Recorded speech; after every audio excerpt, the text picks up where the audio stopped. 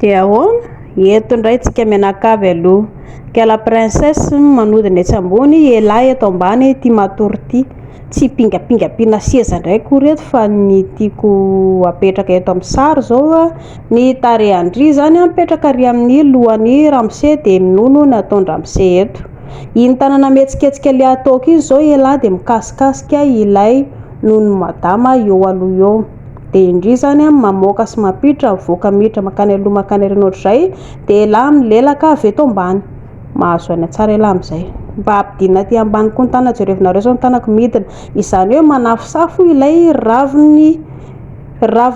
ravim-body madama, ilay tanana ilay midina aty ambany iny. Ahetsiketsika miodikodina izay tianareo dia indry ihany koa la princesse mba manondro hoe ohatr'izao ny tsara, ohatr'izao ny tiako, ohatr'izao mahafinaritra anako dia amin'izay mba fantatry ramose hoe inona zany no tokony ataony.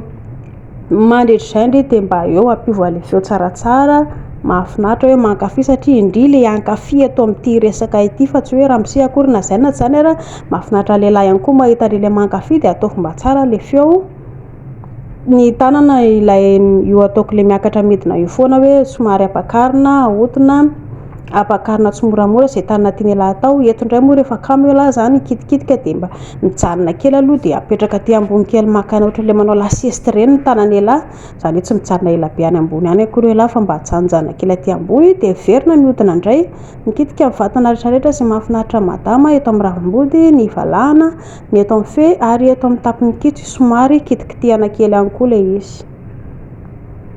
Mahazo toa.